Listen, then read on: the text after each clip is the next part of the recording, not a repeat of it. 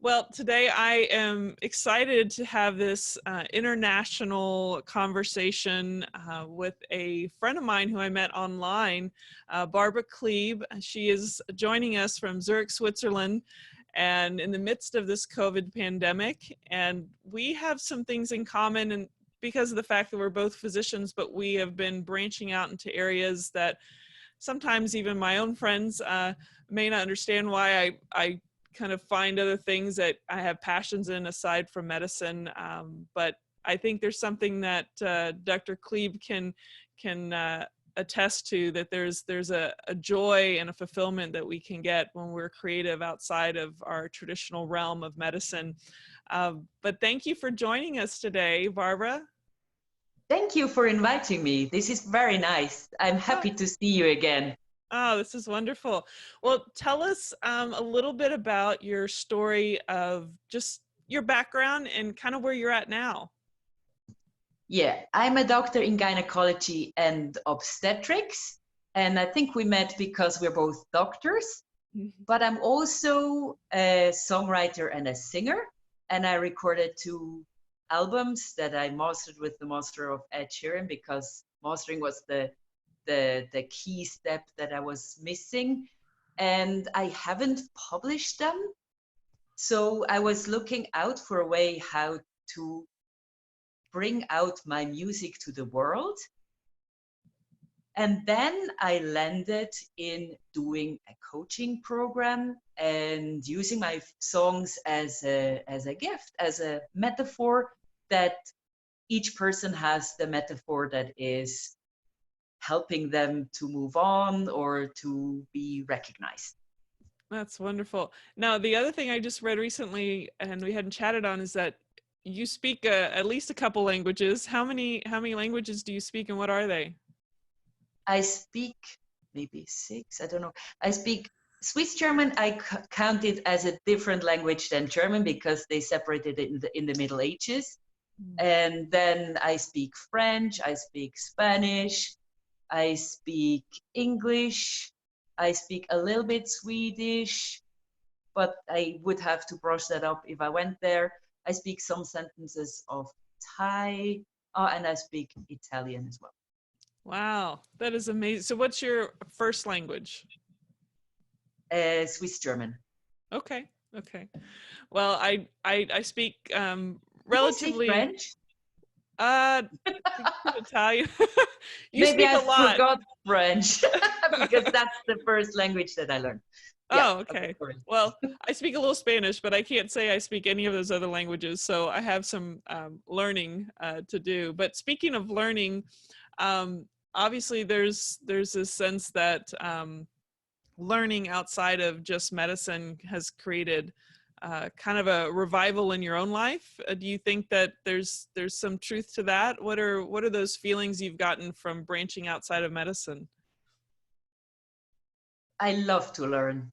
I love to always keep learning, and whenever something meets my ear or eye or whatever, I integrate it into what I call system thinking. I don't know whether that's the right term, but then I also create tools that can help my patients, and I'm constantly on the move and in creation of being a better person and having better offers for my patients and friends or coaching clients. So yeah, life is really on the move with me. You keep things interesting. So can you explain maybe the type of music that you like to listen to or sing? Yeah, that's I created music because I'm kind of a rebel. So I didn't find one niche of music. I did from rap to jazzy kind of rock, blues. Even one song is where I distort my voice and sing kind of heavy metal-y.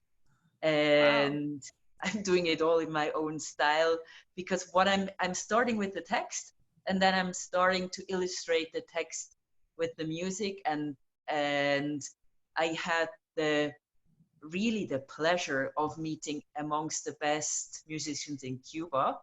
So one is the best violin player in Cuba, one is one of the best piano players. And I met them all because I know one of the salsa singers who supported all of the big groups. Most of them went to US ultimately, but he stayed in Cuba, and he organized the recordings and the musicians for me. So I was really blessed with that. Yeah, it's really great to have people that are supportive. That's probably a huge thing for any of us transitioning. You know, but I can say from experience that, you know, when I did my Baby Got Back Better dance video, rewrote the lyrics, and then tried to, well, actually danced with other friends of mine and put it out there. There's a sense of, you feel a little vulnerable, and it's you're kind of putting it out there for everyone to judge, but it is an expression of yourself and who you are. Can you talk a little bit about that? Just, I love your video, by the way. oh, I was thanks. just expecting you a little bit to fall into the pool, which you didn't. But maybe you will on the next round. Thank goodness I didn't. That would have ruined all my makeup. Doesn't matter. You can dance with wet hair. It's kind of attractive. It'll be wilder. Yes. That's when it gets crazy. No, but seriously, did you find that there was a little bit of a hesitation to put yourself out there, or, and if it wasn't, or if you did, what did you do to like get yourself to just go there? Well, the first times I went on stage, I was dying with fear. Yeah. And what I then found out is something that I'm also having as a part of my coaching program. I'm really focusing on the way that I walk and the way that I align myself, and to really be in my body in front of the concert. And I'm still kind of nervous, but it's supportable. I of course need people who are protective around me and kind of shield me from influences to perform, because it's not being a diva as a singer, but you're really putting yourself out, and you have to know own the lyrics. And if you're kind of nervous, you're always in danger to forget about the lyrics. Yes. Or I mean, the voice is trained, that won't fail with me, but the kind of the brilliance and the depth of the voice is in danger if you're not protected. Wow. Yeah, there has to, I mean, I wouldn't be on stage singing. I'll dance for you, but I'm not I'm not going to be singing. But I can only imagine that even playing sports, when your head gets in the way, it can take away even from the capacity in your skills, and overthinking things can definitely I think inhibit your best performance. But I think there is a certain level of trust, and I like what you said about, you try to embody almost what I got from it is embody confidence, and Yes. embody that stature. Even in the wild, there's a certain way that animals, to show that they are, you know, more dangerous, or they're yeah, that's true. they look the part. And so I think, you know, that whole mind-body connection, that's really powerful, and how they influence your belief in yourself too, even if you even if you feel a little fearful at first. But yeah, that's interesting. I just talked, you are in the pain business as well, and I talked about that to my boyfriend, and I even told it to him once. I don't know, you should coach your boyfriend, but I do. Well, it's good for any of us to hear that, so. I think. But once he had some kind of pain, and I said, imitate normality, imitate a normal walk, Yeah. and you will have less side effect pain. Yeah. Because you're then not moving in a wrong way, and then you're not having collateral damage. So I think that's one of the key things, that if you have pain, just behave like you wouldn't have the pain and march normally. Well, you know, the talking about walking normally, there's a way that I use that, even if the pain is not necessarily reflecting damage, maybe it's a thought, the threat, essentially pain science is telling us, you know, if your body or mind feel threatened, it will create pain, whether there's damage or not. It's the experience is created here, regardless, you know, the body can contribute, but there's so much going on here that when I feel some pain in my back, I do the same thing that you just said. I try to ease back into normal gait so that I'm telling it basically that there's no threat here, I'm going to be fine, and then it gets better. And it sounds so crazy to people, but it's the more you guard and the more you worry and the more you get concerned, the worse you can make it, whether there's an injury or not. So I think that's useful advice.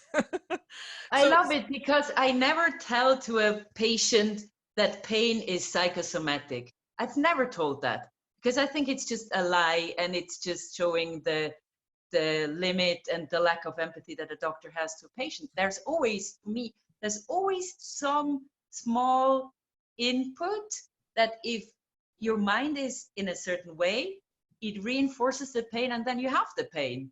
So it is subjective, totally subjective. I don't feel the pain of another person. yeah, And yeah, you can't remember the pain. So yeah. yeah. So I'm curious, the last questions I wanted to ask you is, what is it that's next for you? What's going on? What's your next thing in the horizon? So I developed a coaching program, and who I'm coaching is empathetic and sensitive, mostly women, but also there are empathetic men who can really benefit from it. And if they don't know how to say no, then they can lose their energy and their joy of life and everything. And I teach it in a way that is aligned with the body language. So the no doesn't get ignored, but is getting taken seriously.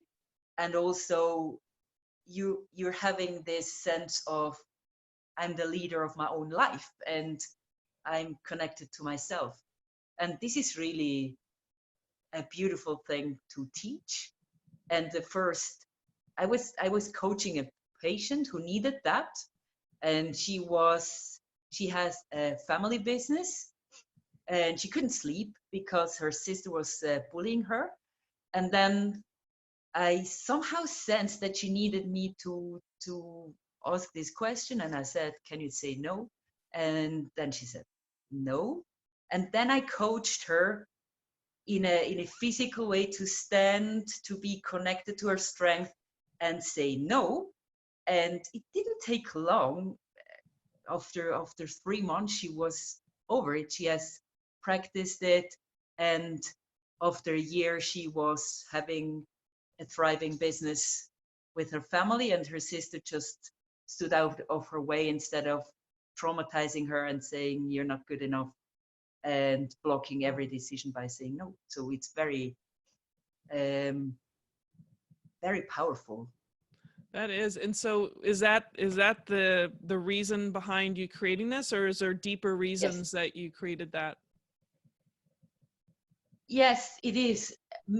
Also, of course, stuff that you're teaching, you're learning yourself, and I'm constantly learning new things. So learning to set my boundaries and to say no, because I'm a kind and empathetic person, is something that is also very valuable for myself. So of course I've learned it myself as well, and I'm taking part of what I'm coaching in my program in situation which would be hard or threatening for myself, and I apply them for myself, and it gives me the power.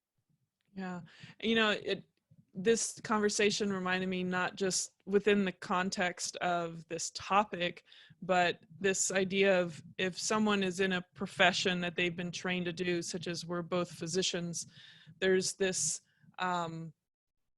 it's almost this rite of passage or this necessity to, when you reach out into a domain that's not just been laid in your lap and you have to learn it from scratch, or you need to create something, it forces you to look at yourself. And then, especially in a world where you try to create a business, is trying to figure out your value, who you are, what are your strengths, what are your skill sets, and how are you valuable to this world. And I think that the fun in that is the creation of new and learning new things. But I think that you and I both could probably agree that this engaging with understanding yourself and your relationship to the world is probably the most meaningful, biggest lesson that we get out of this.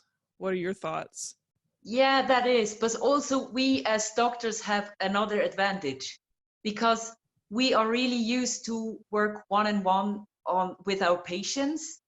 And I think it's not true for all doctors, but we want to help our patients, and we want to really give them something that they really need. So if we have some tools like that, and one person reacts really in a good way for it, we can then go and apply to other patients without having to take a coaching program and imitate some grand coach that is out there, and having to kind of follow a cooking book. But we can invent our own stuff, plus apply it on patients and look whether it really works, and then be sure that it does.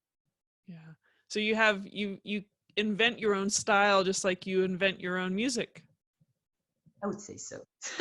Because I think everybody needs something, and some people need the same thing, but some people need something totally different. And if you're really in the moment and you're sensing what the signals that the patient is giving to you, or the coaching client, then you can take those and you can really give a totally unique thing that they need. And this is what's really enlightening me, and Yeah. what I really love.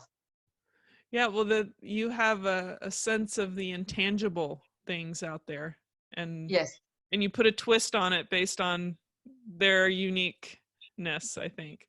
yes, yes, yes. That's And wonderful. then the people feel held up and really good, and get Support. back to their place of being shiny and whatever they want to be, their best self. Oh, we're going to end on that. Being your best self. That's what we're all about talking today. I really appreciate you having a little chat, for recording for, my followers. And, I'm looking forward to seeing how your career or just your life experiences blossom. I'm sure we'll both have things to talk about again. Yeah, that Um, is. yeah. Well, thank you so much for joining us today. And I'm looking forward to sharing this with everybody. Thank you. It was really a pleasure. Awesome. Well, I will make sure that the links that you want me to put on underneath the video so that they can find you, or your music, or whatever you want. We can change it from time to time. But I'll do that, and I'll talk to you soon. Yeah, great. Thank you very much. It was a pleasure.